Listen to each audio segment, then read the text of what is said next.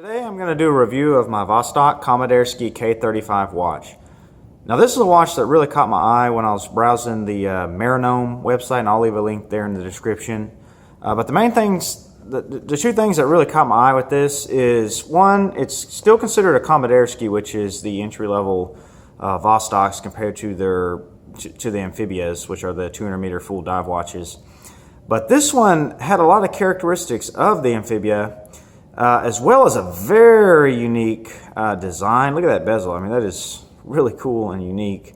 And the dial too, which is, I think, is just really awesome with that white dial, black letters, and having the reticle of an optic on there, a Russian optic. That's just super cool to me. I really like that. But let me go over the specs real quick with this before I go into the review in detail. What you get with this is a 42 millimeter case, so it's a good size watch. It actually wears larger than the 42 in my opinion. It feels like it's a 43 or maybe 44, and that's mainly because of that massive bezel, which I'll show too in more detail in a bit. You got 22 millimeter lugs, which is awesome. I love that for me. I love having that. So most of my NATO straps are going to be 20 or 22 millimeters, so I really like having that lug size. And you get a case thickness of 15 millimeters. Now that's pretty thick, but that's what you get with these Vostoks that have automatic movements. This is a 100 series case, so what's unique about this and interesting to me is that this is actually a Amphibia case. So everything is Amphibia, but they call it a Komandirskie. You have a stainless steel case. Like I said, that's the 100 series case. You have a chrome-plated bezel here that looks, I mean, it looks like stainless steel. I don't know how they did that effect, but I'm pretty sure it's still chrome-plated brass. But it sure matches that stainless case really good. I mean, it's really close. I think they did an amazing job on that. I'll show some more detailed views of that at the end of the review. It has the acrylic crystal that we all know and love with Vostok. So it's a dome crystal. You can see how it's domed out. So it has that on there. This one is a true 24-hour watch, which is really neat. I got used to using 24-hour watches when I worked in the oil field. So I was really wanting a 24-hour watch. And when I saw this one as an option with these K-35s, I just knew I had to get this one. Vostok calls this their 24-31 movement. It's a 32 joule, and of course a 24-hour movement here. It does have a date complication down here at the 6 o'clock, or actually 12 o'clock on a 24-hour, but in 6 o'clock on a 12-hour there. This thing beats at around 20,000 beats per minute. I think they listed it at 19,800 beats per minute. So it's a fairly smooth sweep. You can see it ticking around there. I mean, it's not as smooth as your true high beats, but you know, the 20,000 beats per minute, that's pretty standard for an entry-level automatic. They claim this thing has 100-meter water resistance. I actually think this one might be rated at 200, just like the Amphibias. And the reason is because this is, in all intents and purposes, a Amphibia watch. I mean, the case is Amphibia. The crystal is extra thick like the Amphibias. It's got the screw-down crown. I mean, everything is Amphibia. So they listed it at 100 meters. It's possible that's true, but for some reason I just feel like this might be an actual 200-meter dive watch. It has all the upgrades that the Amphibias have. The positives with this thing, the most obvious is just the design. I've already mentioned that a little bit, but I mean, that is just a super cool, it's just a cool design. I mean, look at that thing. It's super tooly. I mean, it's very utilitarian. You know, all stainless steel. Even though the bezel is, I believe, chrome plated, it still looks stainless steel. I mean, it's just a really awesome watch if you want something that's very tooly. It's a great value. I mean, I paid $65 shipped from Russia, so I think that's a really good value for the money. I mean, you're getting an automatic movement. You're getting a dive watch capabilities. You get a unique design, and it's reliable and durable. I mean, for $65, yeah, that's a great deal. The This thing has a lot of wrist presence. It just looks cool. Gets a lot of compliments. People ask me all the time what this is. They're like, man, what kind of watch is that? And I tell them, and you know, a lot of people haven't heard of Vostoks, or if they have, they certainly haven't heard of this model. So, you know, it's really interesting design that catches people's eye a lot. I like that this thing has the upgraded, you know, Vostoks come with these heavy-duty spring bars. I'm going to go ahead and take this NATO strap off. Bear with me one second while I remove that. That way we can look at the case back and the spring bars. Okay, there we go. So you can see that how thick the spring bars are that Vostok supplies with their watches. I mean, that's just typical Russian over-engineering right there. That is a thick spring bar. That's Seiko quality. So that's awesome. I love that. I love that all Vostoks pretty much come with those. I think most of the Komandirskies come with them as well. I know for a fact that all the Amphibias come with that thicker spring bar. I love that this thing has the 22 millimeter lugs. Again, I mentioned, you know, my wrist size is 7-inch, so I like having the larger lug width so I can put 22 or 20 millimeter NATOs on there. I'll always wear NATOs with my watches. I just prefer that. I've always done that. So I like having the 22 millimeter lugs. Most of your Komandirskis are going to be 18 millimeter, so they're going to have the smaller lugs. These things are easy to mod. That's another positive. I mean, if you go to, there's a couple different online stores that sell these things. The one I use is Marinome, and again, I'll put a link in the description. But there's just tons and tons of things you can do to customize these things. You can buy replacement bezels. You can buy replacement case backs. You can replace your crown. You can do all kinds of stuff. And then, not to mention eBay. You go to eBay, you'll find, you know, even more stuff on there for these Vostoks. It's really quite incredible, you know, all the different options you can do to upgrade these things.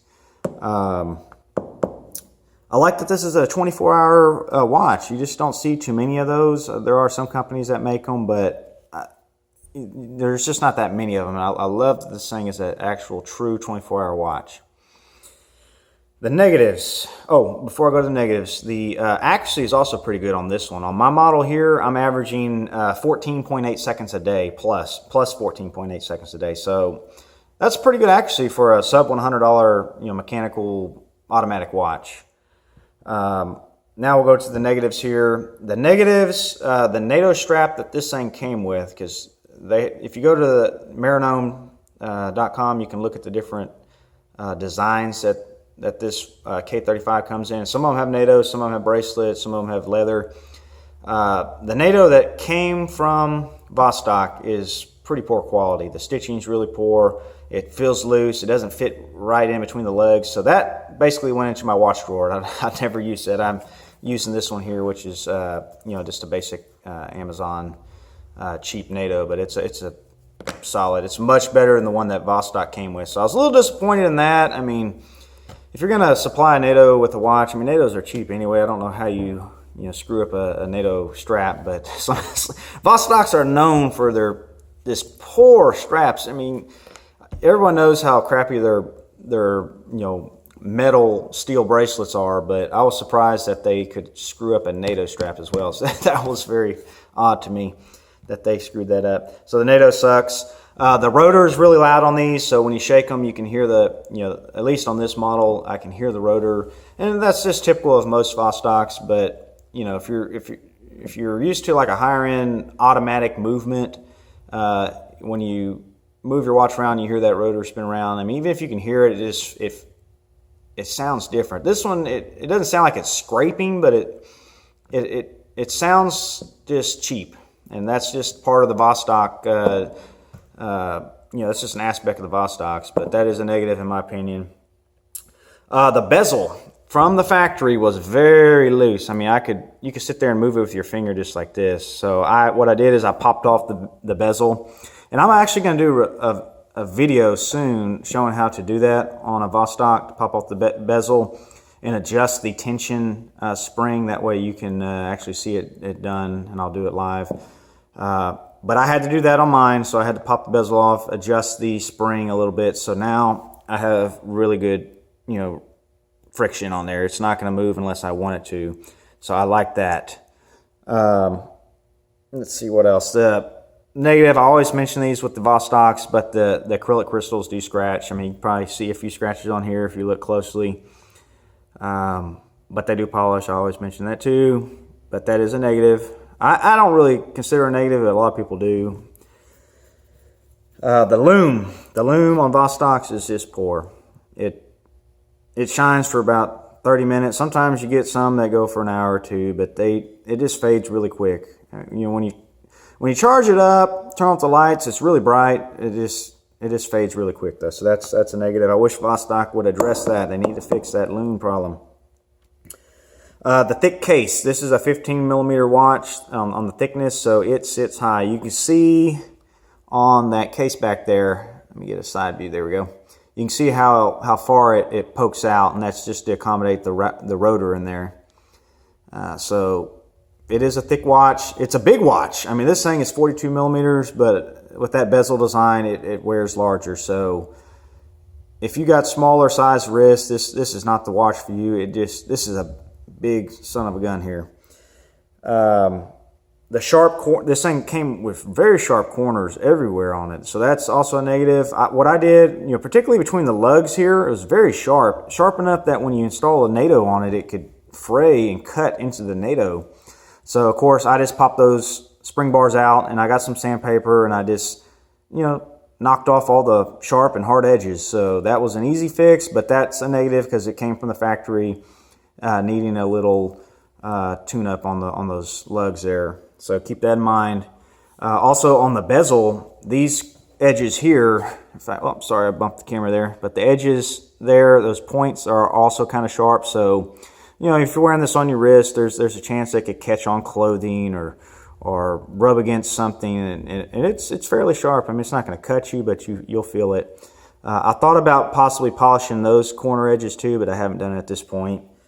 The bezel, well, I just mentioned that. There's no quick date change with these, which is a negative. You can do the hack, which I have a video on that, which kind of I'll show you how to, you know, change the date on these. On this one, what you do is you would rotate it around 24 hours until it goes from whatever date it is, you know, in this case 7 to 8, and then you'd rotate it back to 8 o'clock. So on this watch, that's 20. So that's basically 8 o'clock. So you rotate it back past that and then back forward, and it'll flip the date. So it just saves you a little bit of time. It's not a fast, you know, way like if you just rotate the crown to switch the date, but it is faster than going all the way around the watch.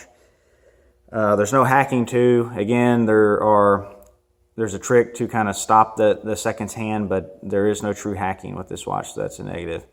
But overall, I really like this watch. I wanted to do a review of this because there's not a lot of videos out there on this model. I mean, it's fairly new. I think it came out in 2015 or something like that. But I think it's just a cool watch. It looks amazing. It just looks cool. The dial is my favorite thing. I mean, that is just a cool dial with the red text, the reticle design, so it looks like an optic. I find that to be very cool. What else with this thing? I did mention too, yeah, it wears large, so keep that in mind if you're gonna get one of these. They list it at 42 millimeters, but this thing wears like a 43, so just keep that in mind. It has proven to be pretty durable. I've dropped it 2 times. Once was my own fault. I took it off my wrist when I was driving in my truck, and I set the watch down on the seat beside me, and when I got out, I forgot it was there, and it just fell, you know, 2 or 3 foot onto concrete, and you can see the damage that it did right there at the 45 on the bezel right there, if it'll focus, right there. So it took a little chunk out of that chrome, which is why I think it's chrome, because it doesn't look like stainless steel in there. I don't know if my camera's going to get that to focus or not, but that survived. It survived the fall. I mean, it hit hard right on concrete, so that's a testament to this design. They got a great plastic shock insert that kind of protects the movement.